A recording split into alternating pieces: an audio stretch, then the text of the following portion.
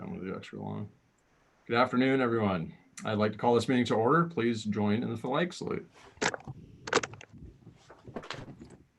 Well, I pledge allegiance to the flag of the United States of America and to the republic which stands one nation under God, indivisible, with liberty and justice for all. Thank you. All right. Well, on behalf of the board, I welcome all members of the audience to this afternoon's meeting. This meeting is a working session of the board to conduct the business of the district.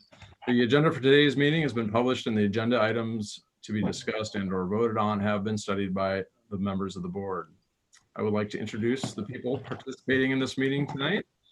Recording Secretary Cindy Benson, Superintendent Dr. Michelle Reed, board members Jacqueline McGurty, Amy Cast, David Kogan, Sandy Hayes, and myself, Bob Swain, who I am currently serving as president of the board.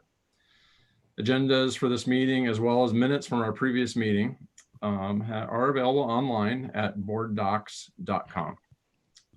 So our first order of business is approval of the agenda. Would the board like to make any changes to the agenda as it has been published? Nope. All right. I will call for the vote then. First or second? Oh, we're going to do that. Thanks, Cindy. Motion to approve. So moved. Second. Thank you. Call for the vote.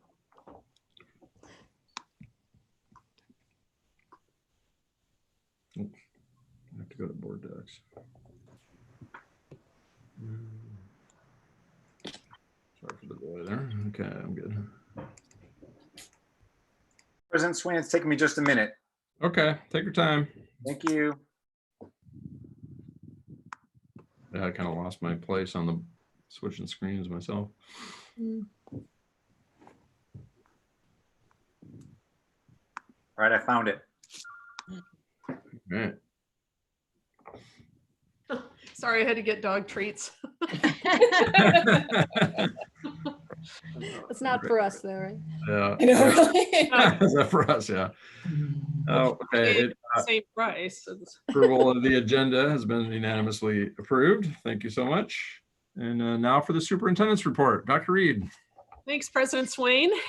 So today is May 11th. Hard to imagine, but we're zipping through May and on to June here shortly. Want to report that post school building closure, we've served over 130,000 meals to our families. So that work continues. We're continuing to provide childcare at 4 sites.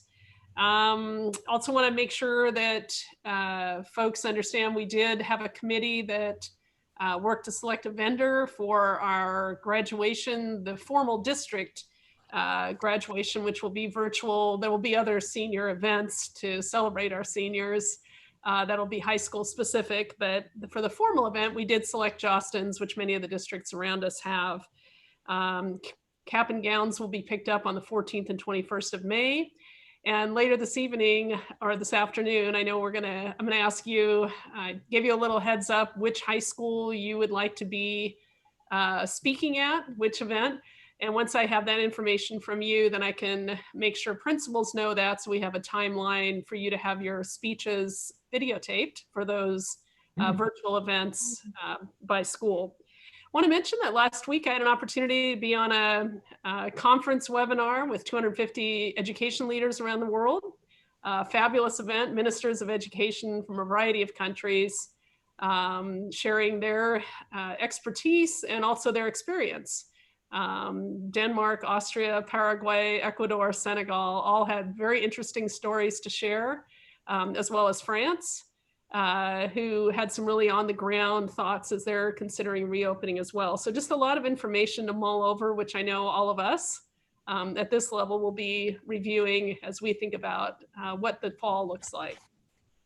Want to remind the board that this Thursday at 6 o'clock, CP and Dorothy Johnson Award Night will occur virtually, and we'll be honoring 68 of our students for their humanitarian work. And we're really excited about that. They've had the program delivered and their medallions delivered. So we're really looking forward to a fabulous evening that's going to be really uplifting. There's a time such as this, it's really important to recognize those humanitarian traits that will help all of us carry through in the coming months. So that's really my report at this time. I know at our next meeting, we have to have a resolution. Sorry, Zeus. We have to have a resolution for our continuous learning plan. So I'll have that for your review in a week. We have, I believe, 5 bullet items OSPI has asked us to address. And we continue to await guidance from the governor's office on summer school and whether we'll be able to use our facilities or not. We did realize today that the 4-phased approach for reopening Washington did not include K-12 education. And I think that's a bit of a misnomer. I think there has been some confusion about people thinking, well, once we get to phase 3, we can have up to 50 people. Well, that doesn't apply to education, K-12. So we're awaiting guidance on that information. And then finally, we did get clear guidance today that our last day of school will be June 19th. So we will be sharing that as well. So that is my report this evening. Thank you. Great. Thanks, Dr. Reed. Anybody have any questions before we move on? Maybe, Dr. Reed, I think that was a surprise to many of us on the board when we heard that the governor's staged approach didn't apply to education. Maybe you could explain where that is. So if community members are wondering how that's come about, that might be helpful. Director Hayes, I think that's fabulous because it caught me by surprise as well. I felt like when our state superintendent of public instruction discussed the need to follow these phases that they did apply to us. But it's my understanding that Director Cast has found on page 5 of the notice and direction from our governor that there is a clear statement that it does not connect to K-12 education. So we'll make sure that note's out there. So we're awaiting guidance anxiously and wondering how many phases and what they'll look like for education and summer school programming. And we've asked for the WIAA, our Washington Interscholastic Athletics and Activities Association, to give us some sense of a timeline on when they're going to have a go, no go for fall athletics and perhaps even winter athletics, as we know that to maintain social distancing in a number of our sports is not going to be easy. So there are a number of things I think that are still unknown. And we're looking forward to some guidance on those in concert with the Department of Health. Thank you. Great. Thanks, Dr. Reed. Yep. All right.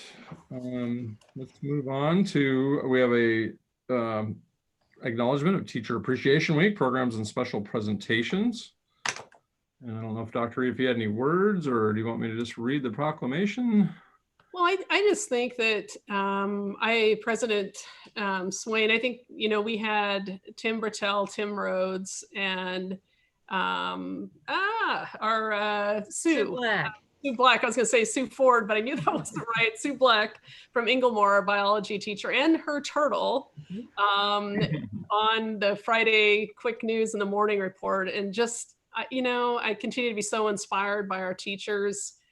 They've done the undoable. They've taken an entire practice and pivoted in the most nimble and uplifting way to do work we never dreamt we would be doing at a time we never dreamt we would be in. So just very inspired by our teachers, both in North Shore and around the country. So this is the governor's proclamation. So President Swain, I know you were had an opportunity to review this, and I'm sure would like to share this. Yes, I'll go ahead and share it. And then if anybody else on the board would like to say any words to our teachers, feel free to do so. So here it is, State of Washington Proclamation. Whereas a strong, effective system of free public school education for all children and youth is essential to our democratic system of government. And whereas the United States has made considerable progress in the social, technological, and scientific fields due to our system of free and universal public education. And whereas much of this progress can be attributed to the qualified and dedicated teachers entrusted with the educational development of our children. And whereas teachers provide opportunities for students to connect with the world around them, develop basic skills for success in life and work, and experience the realization of high expectations and the fulfillment of steps toward achievable goals. And whereas teachers should be accorded high public esteem, reflecting the values placed on their skills and abilities and the importance of public education. And whereas it is appropriate that teachers be recognized for their dedication and commitment to educating their students. Now, therefore, I, Jay Inslee, Governor of the State of Washington, do hereby proclaim May 4th through the 8th, 2020 as Teacher Appreciation Week. And May 5th is Teacher Appreciation Day in Washington, and I encourage all people in our state to join me in this special observance. Signed, Jay Inslee. That was beautiful. I'll start by just saying thank you to all those teachers and out there who are, you know, every year besides this year do their best, and they're overworked and they work as hard as they can to be great educators and friends to our students, and sometimes sometimes substitute parents at times, and mentors. It's an all-around tough job to do, and I know our teachers are only there because they're committed to it and they love to be there for our kids. And especially in this time of online learning, it has been extremely difficult for some and not so difficult for others. It just depends on the person and what they're teaching and their students. And as parents know, I did see something on Facebook when this first started that a mom had posted something about, you know, after being an at-home teacher for a week, teachers should be paid $1 billion a year. Or a week. Mhm. Yeah. So those are my thoughts. Mhm. Well, I'll echo that, and I think that this proclamation could not be more timely. As people, authorities, parents certainly around the world are finding out just how much our teachers and our dedicated education staff do every day for all of us. So I would make it Teacher Appreciation Week every week of the year, I think, going forward. They're just so amazing, and important that we show them our appreciation. So thank you. Anyone else? Yeah, no, here. You guys summed it up really well. So I don't know if I could add anything constructive to that for sure. I just would like to tag along my appreciation as well. I'll just add that we know that you've basically all become first-year teachers this year with no mentor to turn to and say, how do we do this?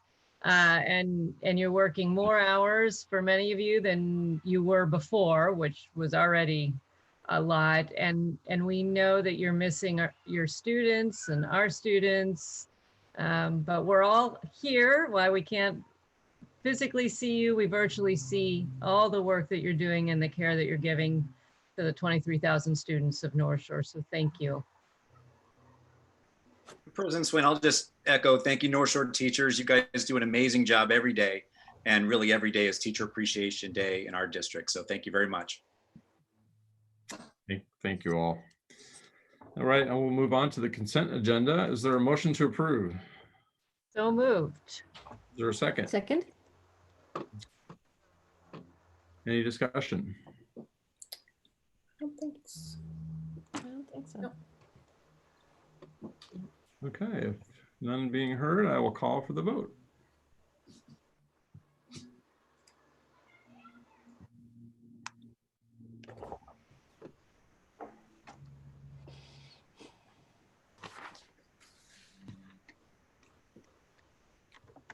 All right, the motion carries unanimously. Thank you.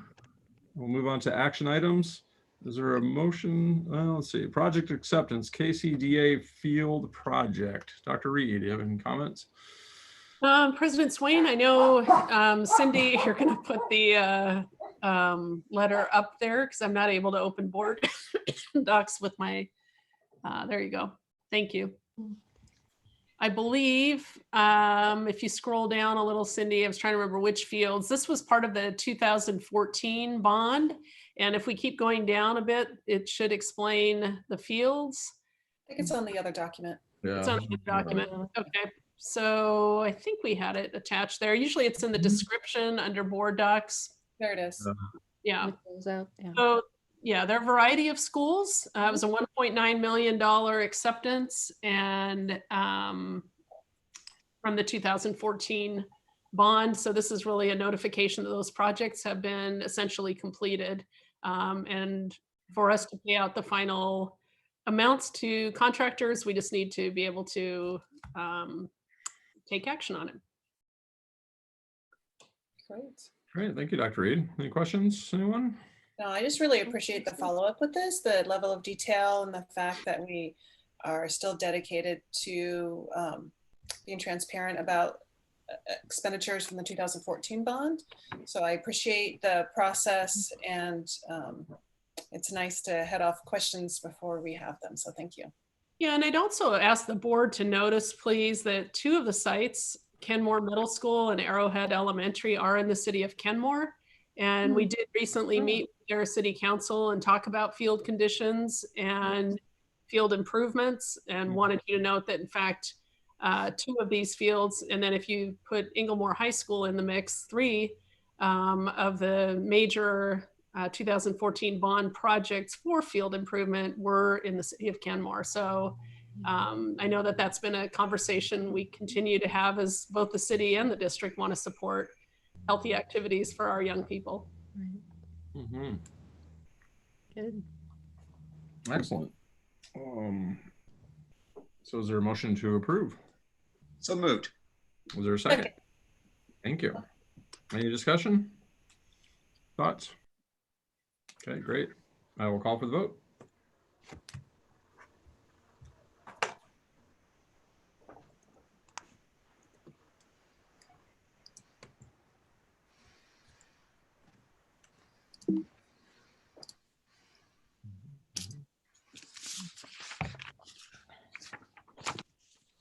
It's so interesting to have that little arrow just move. I'm not touching it. I know. Oh. There it goes.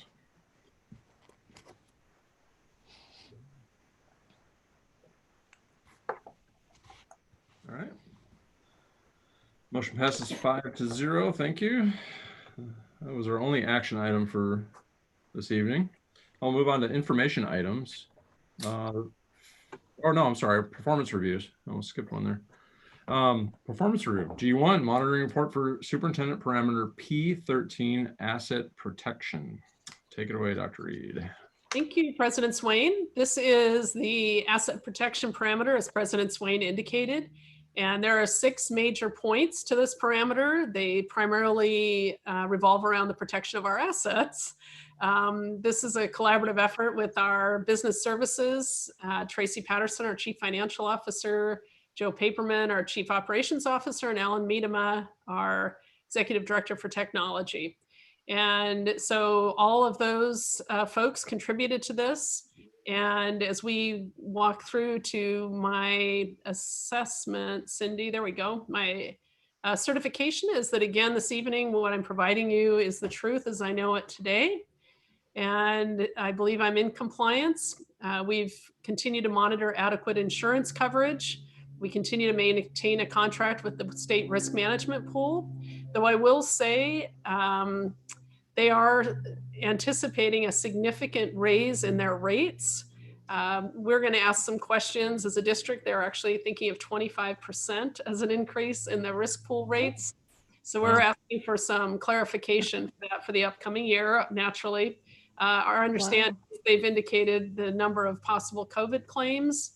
So having said that, it seems to me that some risks are actually lower than others because we're not all in school at the moment. So there's a conversation I think yet to be had there, but that's for the future year. We do make sure that we have personnel who are bonded, myself specifically, and our director of accounting as well are bonded.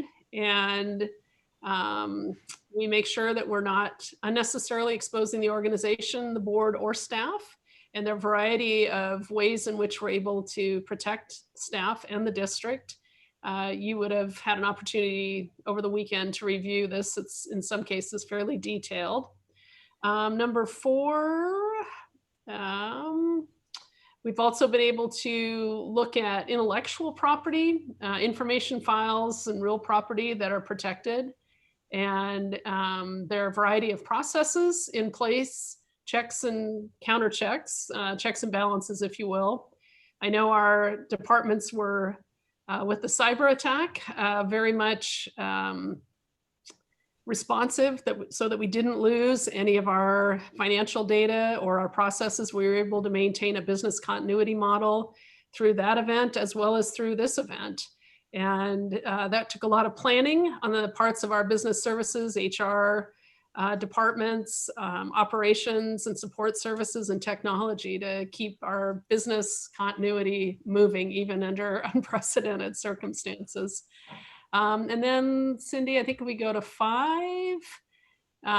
This again is records. Those are kept in alignment with statutes. And then 6, this is the status of reports on technology and capital assets, as well as rental and lease income, which I've attached. Dr. Paperman put together a document which is in attachments for you around our rental and lease income and our capital assets. And then we've also maintained life cycle planning for our technology and capital projects. And thankfully, our voters have continued to be supportive with technology levies, as well as capital bonds. And we want to make sure we're good stewards of those tax dollars. So I think this is actually a really important parameter and fairly technical and cut and dry. I'll be happy to answer any questions.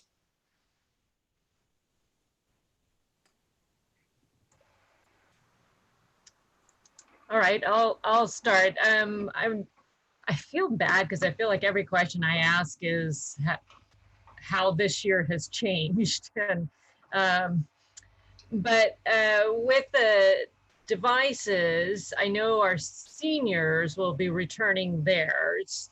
But in the event that, and when we go back to school, how will that work? Because a lot of those devices were ours. How do we get those back? Are we keeping them in the hands of students? I also know that T-Mobile donated a number of hotspots. Are those the property of the district or the individual? How is that all going to work? Well, so seniors and anyone leaving the district will need to turn in their devices and their hotspots if they have them. If they are continuing students that have a hotspot issued to them or a device, we've made the decision to let them continue using those throughout the summer, with the hope that we're going to have some type of summer programming, and minimally, we're going to continue to refresh our resources on our webpage so that students can continue to utilize those tools for learning, whether we're in a physical school or a focus school setting. So seniors and anyone moving or leaving needs to turn in their device and hotspot, but for those staying, they may maintain it over the summer. And then again, so what I guess what I'm very poorly asking is the intent of these devices was to have them in the schools. So as a classroom was needing to use them, they weren't having to wait for another classroom to be done, or during testing that everybody had access. What's the thought process, particularly around the devices that were donated to us? How is that all gonna play out? Well, I think we're going to keep them as long as we need to use them. If you'll recall, we began our one-to-one school-to-home program last August with our Student Services Department. Rick Farrell led that work with Katie Bjornstad and Shelby Reynolds. And so we were already issuing devices and hotspots to students, even when we were in brick and mortar school, who didn't otherwise have access to technology or the internet at home. And we believe these are the same students and therefore would continue to use those devices whether we're in a brick and mortar setting or not. I will say, I think there's a strong possibility we'll be in some kind of a blended model this fall. So I think it's going to be critical that students have access to devices and the internet as we proceed through next year until there's a vaccine.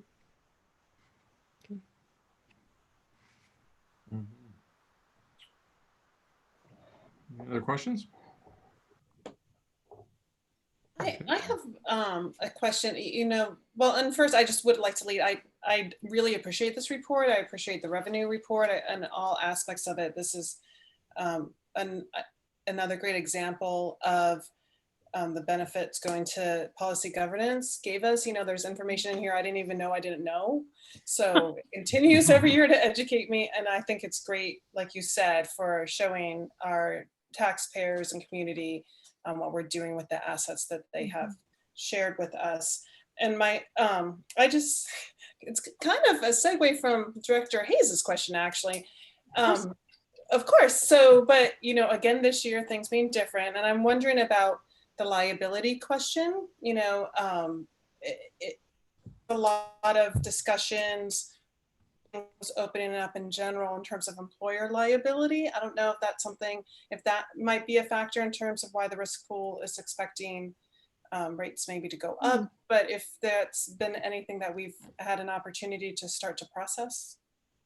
So say again, I think you froze midstream, or my computer did, but what specific kind of liability? So in the area, so again, and this might be something that we don't have an answer to yet, and wave at me if I freeze again, but in terms of the area of liability, that there's discussions right now in terms of employers as things start to open up, how they might be exposed to additional liability in the era of COVID. And I don't know if that's something, since we are farther away from having people back in a building than other employers in the state and country, we might get the benefit of seeing how other people handle that question, but I imagine it's something we are going to have to process if our liability landscape is going to look different in the era of COVID. And so I'd just like to throw it out there. We may not have an answer yet, but if there's any significant changes there, it'd be helpful to understand that. No, I think I appreciate the question. And I think that's what led us to close, right? We had over 600 staff members in one of those four or multiple of those four high risk categories. And we're going to have to pay really close attention to the health department's guidance for this fall, because those folks are still likely in those same categories. And I think that's a great question. Okay, yeah, thank you. We'll just keep talking about it as we go forth. But I appreciate the report. Thank you very much. I'd like to say I really appreciate the report too. As Director Cass says, it goes a long way to showing me, what I don't know and how much is going on in the background. I think, we hear periodically about concerns about the district's physical assets, our buildings and so forth. And we know there's a long list of how the buildings are being maintained and repairs are taken, and the long list of things in progress. But there's this huge list of other things that are being protected as well. So I appreciate all the detail about things like liability insurance and that are being called out in here. And I think if nothing else, the KCDA field project, I think, is a case in point of maintenance and protection of our assets, make sure that things are taken care of before they get too bad and could potentially, cause liability issues or cause further damage if we're not taking care of them. So yeah, I appreciate the attention to detail in it. Yeah, to Director Cast's point too, I think some of these topics are ones we wouldn't just randomly decide to review unless there was a cycle for review. And it is a good idea, I think, to take an annual look at sort of all aspects of the organization. I'd like to point out, this document has a lot of best practices in it that really protect the district and its assets. And so I appreciate that. I do appreciate that we go back and look at this on a regular cycle, because as we've learned, with technology, things are constantly changing. We have to constantly be monitoring our practice and looking for best ways to do things. The cyber attack was a good example. And in here, another good example is how any new piece of software that we want to bring into the district is reviewed for student safety and HIPAA compliance to protect the student identity and safety. So I think a lot of these things are things we're going to have to continue to do. And this annual review helps us keep this stuff front of mind. Mm-hmm. Yeah, I can just say the same. Great comments from all of you. As Director McGurty had said, without this type of review and policy governance, people really wouldn't, not only the board, but the public really wouldn't know where all the money goes, really, because unless you draw, the only visual that most people have, including us at times, is you drive by the school, you drop your kids off, you might be in the gym once or twice a year, and you don't see all of the stuff like HVAC repair, replacements and carpet and field lights. And, you just, when you see it in a document and in our budget reports, you can really see, all that is entailed, and where the money gets distributed and how expensive some of this stuff really is. You wouldn't think it's as expensive as it would be, but when you see it on paper, kind of makes it all real. So we really appreciate all the detail. All right, if there's any further comments, we will go to our review. Is there a motion from the floor? Again, I'll pull up my document so I say this correctly. So we have three options. We can find the superintendent in compliance, making adequate progress towards compliance, or thirdly, not in compliance. So is there a motion for one of these three? Well, I'll move that we find the superintendent in compliance. All right, is there a second? Second. Thank you. Any further discussion? Okay, I will call for the vote.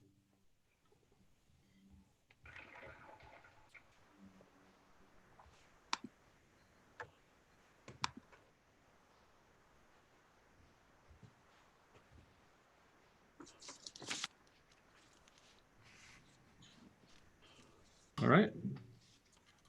Motion carries 5-0. Thank you very much. And again, Cindy will send out a blank review form to all of us via email to fill out. And if you could get that back to her as soon as you can, that would be great this week sometime. All right, we'll move on to information items. District budget status report for March. Dr. Reed. Thank you, President Swain. Again, we're enrollment for March. We're always a month behind because we have to clean up the data, but we were slightly higher than the budgeted amount, including our annual average FTE. Each of our fund budgets are trending as we might expect. What we're going to see is a slight change in the April report. So I'll foreshadow that because both King and Snohomish County moved their first half tax collections, property tax collections, to June 1. And we calculated roughly 50% of our citizens might be writing checks for taxes that wouldn't otherwise be in their escrow. So we're going to see some anomaly, I think, with that. But other than that, we're moving right along in a manner in which we might normally. I will also indicate that I will foreshadow our ASB funds. Since we're not having a lot of ASB events, it's possible that those funds that we're concerned about continuing to build will continue to build this year because we're not doing some of the dances and events that we might otherwise be doing. But other than that, it should be pretty straightforward. Any questions? It was pretty straightforward this month. Yeah. It was. Speaking of ASB funds, Dr. Reed, I was thinking of sports fees too. I can't remember where we were on the deadlines for signups, where people already paid fees for spring, I'm assuming, and if they have, have they been refunded, or is that in process? It is in process, and I believe we are better than 50% of the way through that for refunds for participation fees, as well as a number of other fees, quite honestly.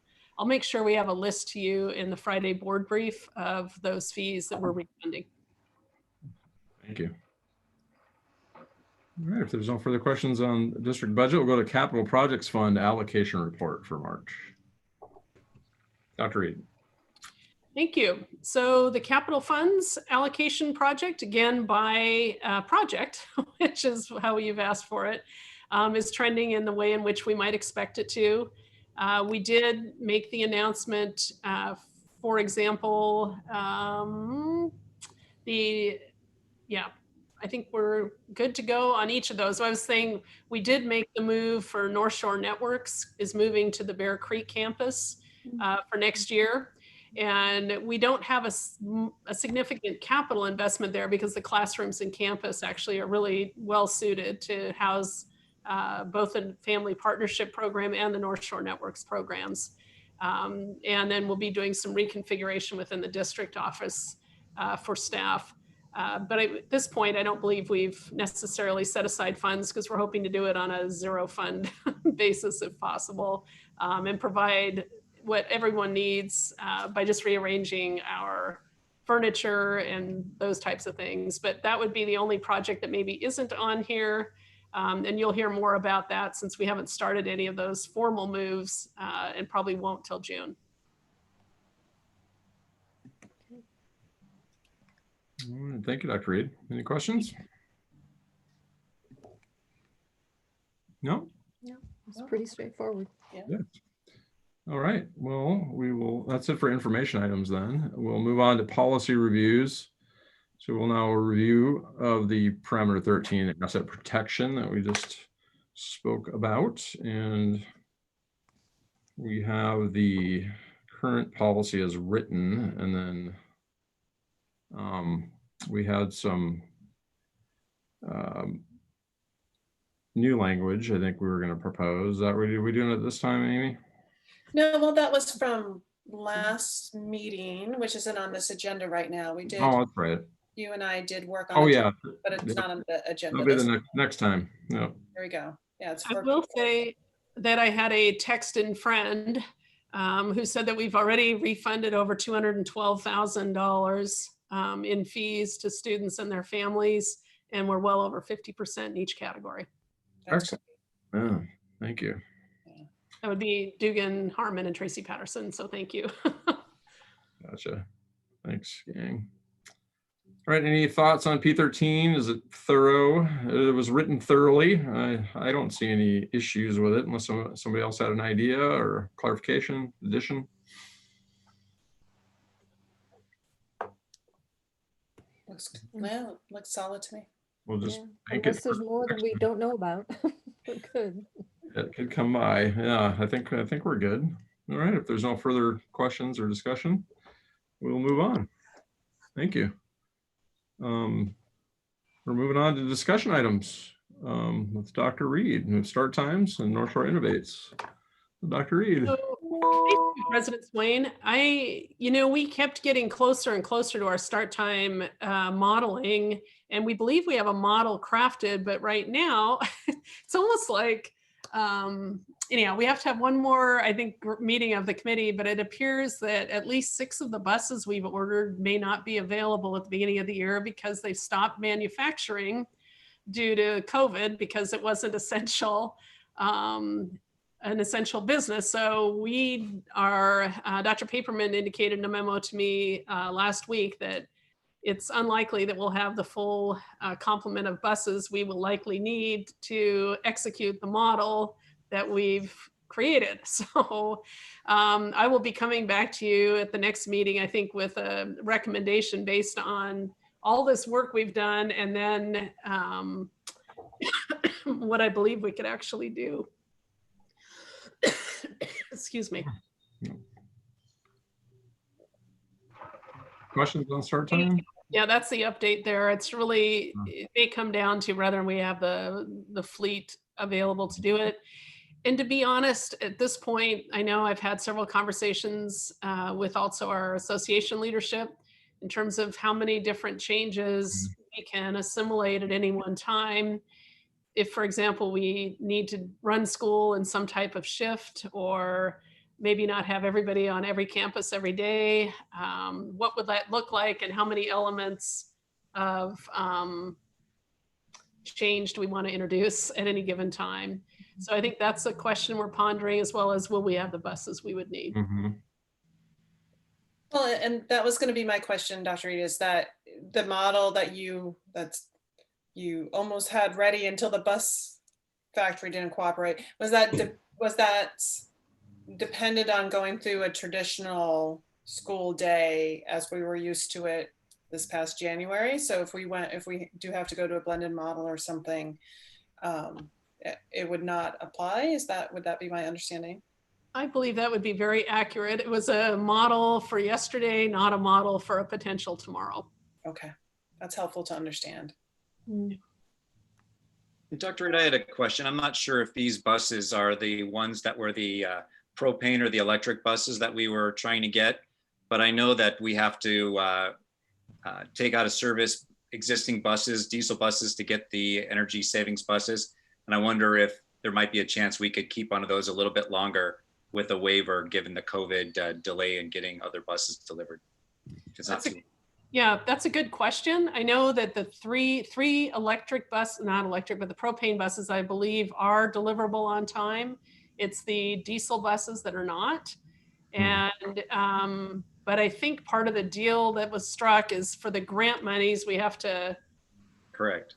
do something that makes it undrivable. But I get your point. Like, could we not? Let me ask that question. Yeah, can we make it undrivable in a month or two? I can ask that question.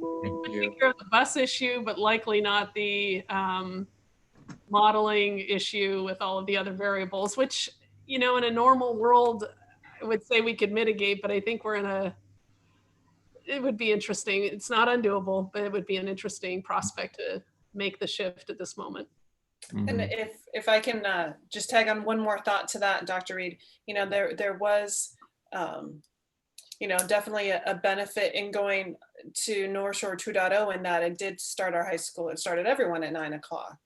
And so if there is a way to weave into the planning, the time frames that we have, then obviously I'm sure people could figure out that would obviously be a win-win. But I just wanted to say it was definitely, I noticed in my household and households that I'm aware of, you know, it was definitely something that was well received and appreciated, having the high school be able to sleep in some more. So. I will say, so we did meet our start time parameter then this spring.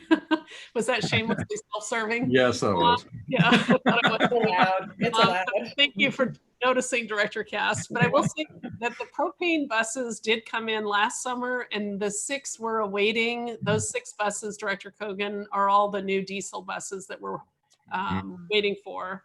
And then the electric buses might add another 3 to the fleet temporarily. So we would be 6 and 3.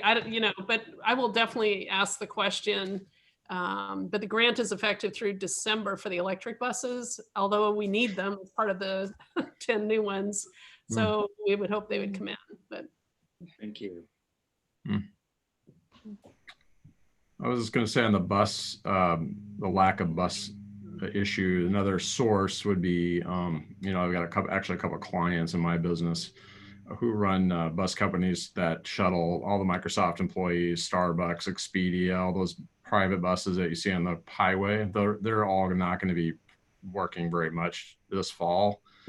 Most of those companies have been told they'll be working from home till the end of the year, or October at least. So there are going to be hundreds of buses available that we might be able to lease for various sizes. Some of them are short shuttles, some of them are full-size charter buses, but you know, we might be able to lease a handful if we're short. Might be something worth looking at. no, that's a great idea. And I would also add that a number of businesses in the area, as you've mentioned, have been told they're going to be out or working from home for a while next fall, which likely informs what we're going to be doing.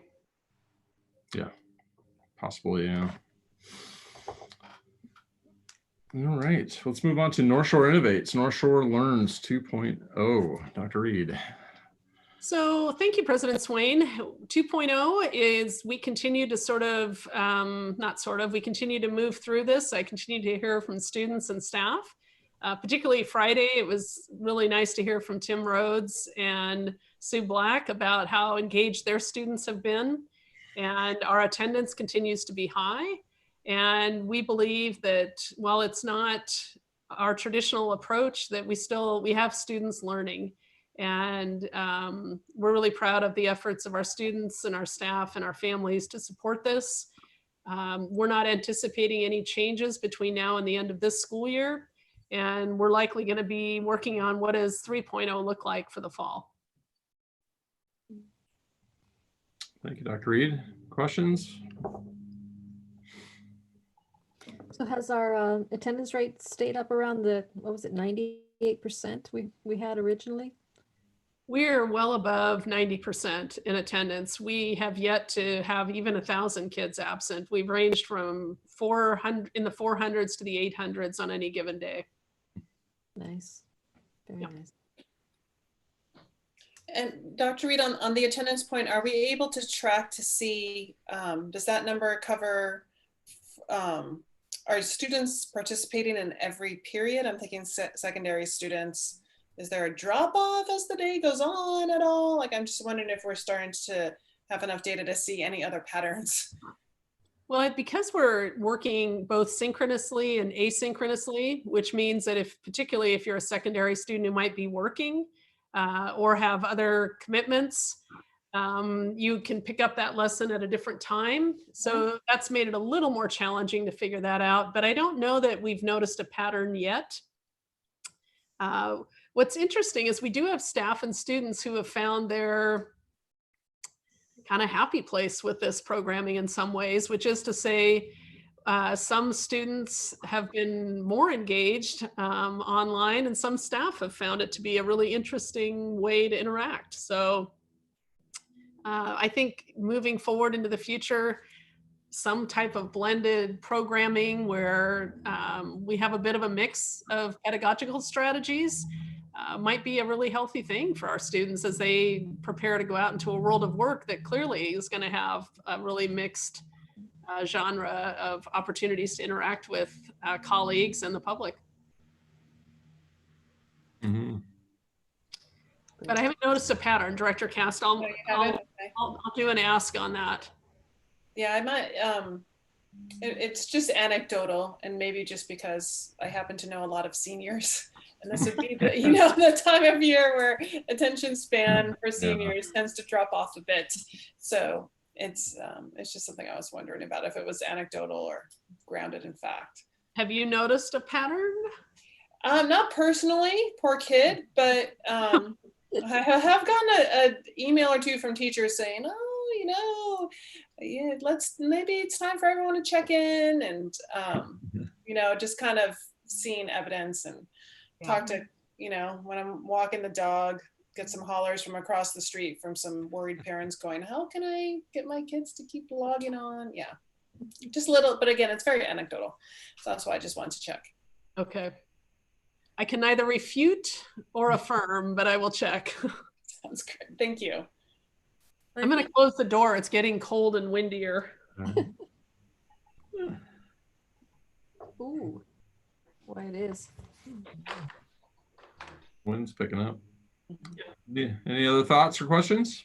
Well, I think to Director Cass' point, for those of us that had seniors last year, that the attendance and the focus was an issue even without COVID, keeping them engaged and doing all that was required all the way up to the end, even in normal times. So we want to make sure that we don't see it as a problem particular to this year if the numbers are similar to what we've seen in the past. I'll just also build on that in terms of attendance, some of the work that staff is doing to connect with kids that is above and beyond what they have done in the past, of making sure kids are logging in and engaging, and the outreach that we're seeing from staff to make sure that kids have the supplies they need and are being supported in this is really, really amazing. Mm-hmm. All right. If there's no other comments or question, we'll move on. Okay, board reports and communications. The first thing we'll discuss is WASDA broadband position statement, and Director Hayes or Director Cass, that's your project there. So feel free to tell us what you're working on. So we talked at our last board meeting about that WASDA's policy on technology was very outdated. And it turns out there were 295 districts that all put this together at the same time. So Central Valley is a school district out in Spokane, and they wrote this up. And rather than reinventing the wheel, I brought this forward to see if that covers what we feel our needs are, or if we need to write an amendment or an additional statement. Otherwise, we can just let Central Valley know that we are happy to sign on to this.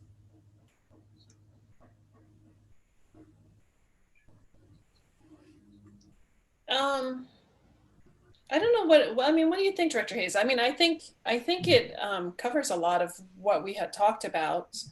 You know, I think, you know, at first I started to pick at it, you know, especially in rural areas. I mean, we've seen with that report you found from King County that even in what we might think of as not necessarily rural areas, you can't guarantee on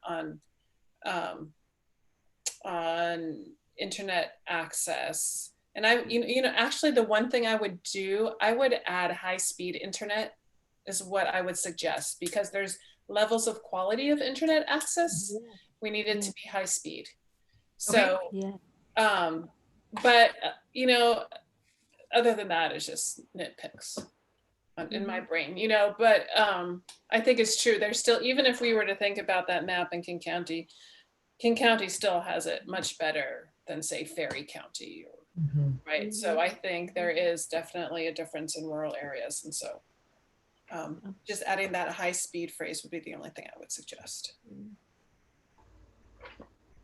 I think that's a good suggestion, adding in the high speed, because it's become, I think, critical that the systems be updated from the very low speeds that people have lived with for a long time. Yeah, I think it covers everything that I think I would want it to say, particularly as it states very emphatically to increase investment in the infrastructure, which is kind of a baseline of what needs to happen. I was a little unsure about encouraging the public-private partnerships. I think just stating that increasing that infrastructure to make sure we're addressing access is the most important aspect of that. And how they go about it, I think, is sort of secondary. But, you know, again, a nitpick more than anything else.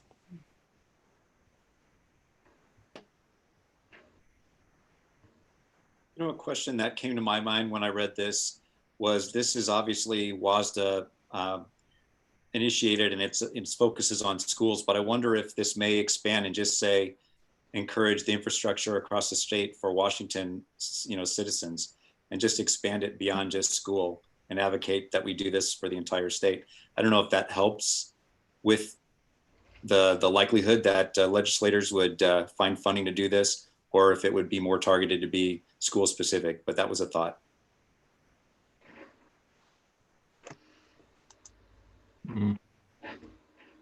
Good point. I like everything that's in it. You know, we might have a little statement in there, like where it says at the beginning, WASDA will initiate and support legislation that recognizes, et cetera. I mean, your group, did they discuss a stronger statement of adequate access to the internet for our students should be recognized as a necessary tool for the delivery of basic education? or something of that nature, where it should be included in the funding model, really. I know you can't really fund statewide broadband, but at least a recognition that that should be the goal, and that should be at least the overarching value, maybe. The argument for this is still being written. This would be just the position that, yeah, but you're absolutely right. I mean, that's why we're writing this, is it turns out we need it to educate students. Right. But this covers the general basic position that school districts find this is a necessity, basically, right? Okay. Dr. McGurdy? Yeah, if I could go back and riff on Director Kogan, your idea about perhaps saying we need access for our entire community, not just the schools and the libraries. It occurred to me, it says in there, students in schools and districts and libraries, but our teachers need it also, our teachers who don't necessarily have students in the schools, and staff, so that we can communicate with them and they can participate in the education process as well. So in order to effectively use this to educate our students, everybody needs to have it. Yeah, so that's a great idea. So I will take those two comments back to Central Valley, the one about high-speed internet, and just do we even want to place limits on what it is for? If they don't accept those changes, are we still okay backing this? Oh, yeah. Yeah. The Yeah. principle is still the same, I think. Yeah. So, okay, great. I will let them know that. I will also just, since we're on this topic, update the board. To my kids' great amusement, I have become the technology ambassador for WASTA. All these different groups, they're questioning what the skill set is then of the rest of the boards. But after I actually explained to my oldest, I said, well, really, what I've discovered is everybody across the state, to Director Kogan's point about getting legislators behind this, they are all behind it. They are, and the problem is there's about 8,000 different plans out there, from short-term putting up of cell towers or providing hotspots to long-term broadband access to statewide, localized, but there doesn't appear to be any. It looks like when we did our strategic plan and we had all the arrows pointing all the different directions, Right. there's nobody out there trying to get the arrows all going in the same place. So my oldest said to me, oh, you're not doing technology, you're just hurting cats. Anyway, so I just to let you know, I have been placed on a couple of committees and are on some state level work, but it is, I think, an issue that we are going to get a lot of support. Director Cass wrote an amazing email to Congresswoman Del Bene, and her staff got back within about 3 minutes of the letter, and just yes, yes, yes. And so we have a great supporter in this work with Congresswoman Del Bene, and trying to get some funding if and when there's another stimulus package for broadband. Excellent. But so work that we as a board can do, one of the things that that needs to be done in our state is kind of a dig once philosophy. And instead of broadband being kind of an afterthought, that anytime you're doing road construction or sewer updates or any of that, that they're adding the conduits for cable.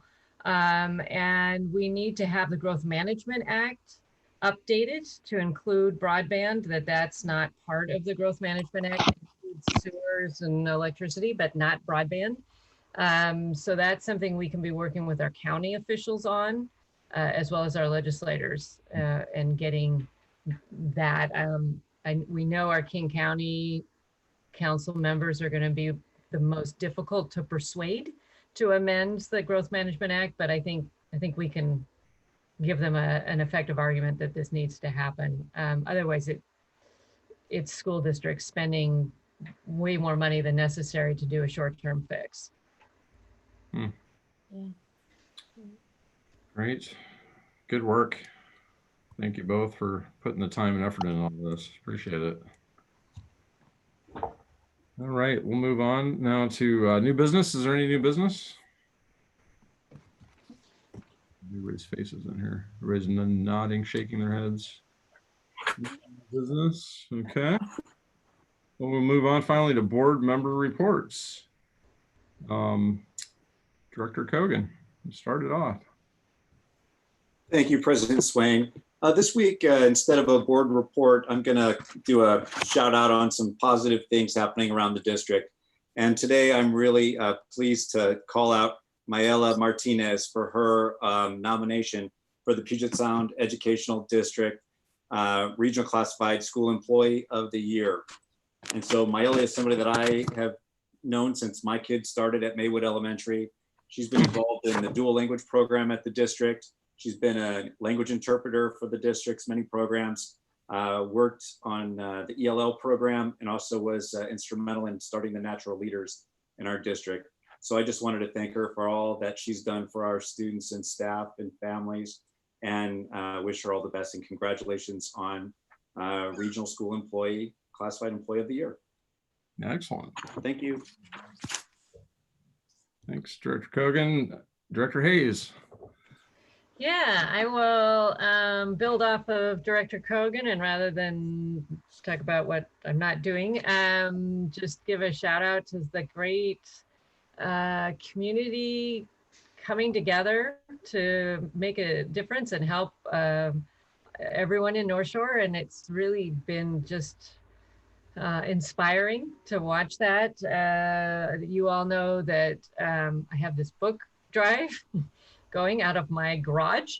We have gotten over 1,700 books into the hands of students, and I've got 6 North Shore librarians that are at the ready to donate books, and they come and sort and organize them for me.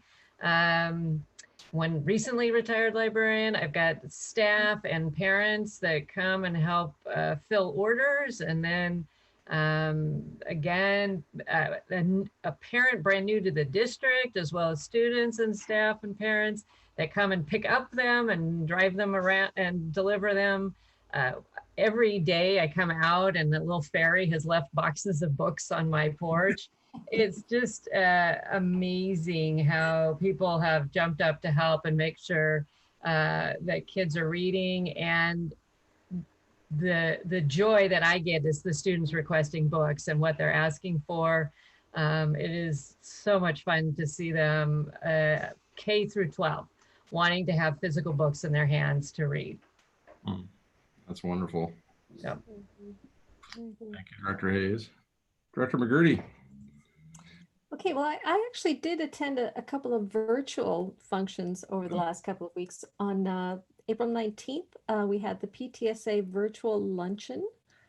It was just so great to see so many faces, and our PTSA, as we know, even under these circumstances, contributing and stepping up and getting together and brainstorming about what they can do.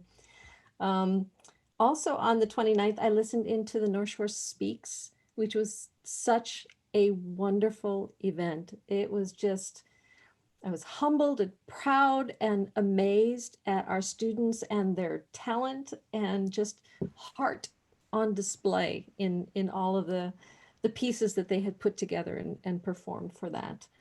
I also did want to give a shout out to a few things. One, I've been attending some of the WASDA, the Washington State School Directors Association networking calls, where Tim Gartshaw and his company have just been doing a tremendous job coordinating and keeping in touch with the OSPI and the state proclamations and getting that information to us and reminding us, bi-weekly. Here are the things that you need to be aware of, and here's what you need to be doing. So make sure you stay tuned into this. I also wanted to shout out for Natalie Campbell, who has just been a tremendous help, I know, to me in my untechnologically savvy, efforts to stay connected here. She's been a tremendous help. And I thought I would call out Director Hayes as well, and her book drive, which I thought was just such a terrific thing and so North Shore. And since I finally remembered to put my box of books into my car, I got to see in person how the little fairies are leaving things on her front porch. So kudos to you. There you go. Great. Thanks, Director McGurty. Director Cast.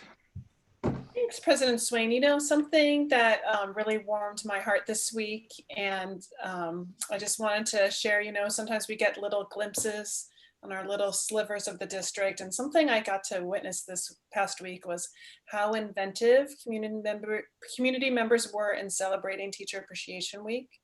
If you want to think about ways of being innovative, I've saw things from beautiful displays outside of school grounds to emailed pizza coupons to teachers, to baskets left on front porches.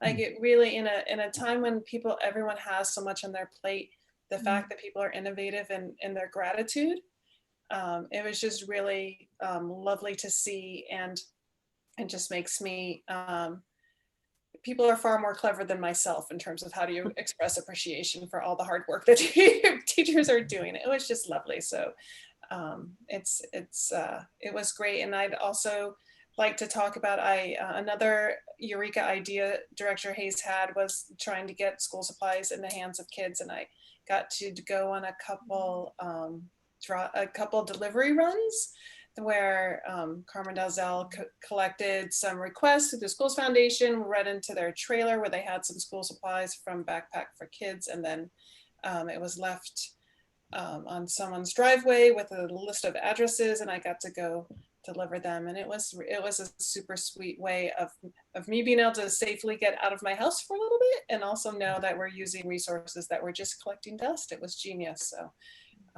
it was a great way to spend some time these past 2 weeks. Great. Thank you, Director Cast. My report is also did attend the PTSA luncheon with many of you, the virtual luncheon, which was great. It was fun to have a couple of little breakout sessions via Zoom and to have side discussions and brainstorming, just to hear what people had to say. And then North Shore Speaks was a great event. The whole family, we had it kind of on, and yeah, there were some amazing poems and from students and staff. So that was great. I do want to make a special shout out to one of our nurses in the district, Ann Jansen, who her and her husband Fred are good family friends of ours. And Ann's been, she was for a number of years at Woodmore, and then she's been at Arrowhead for a number of years. And she has been, in the spare time that she has, been making masks, and I'll show one that we have here. It's two-sided, and she's made over 500 of these. Wow. Last month. And she's been handing them out to anyone that needs them. So it's been North Shore School District staff, the military, shelters, and just family and friends that need them. Wow. She's got, the designs are great. If you need a mask, call Ann. Made red, white, and blue ones and flag ones for the military, and even people in our military ships don't even have protection. So, but yeah, she's hard at work with that. So I wanted to just give her a shout out. She's been doing great things, as many other people are in the district. So that is the end of our regular board meeting. We are now going to recess to executive session. The board will recess to executive session to discuss the performance of a public employee. It is estimated that the session will last about 30 minutes, at which time the regular meeting will be reconvened for the sole purpose of adjournment. No action will be taken by the board while in executive session. So I'll call the meeting adjourned. We'll see you on the other channel.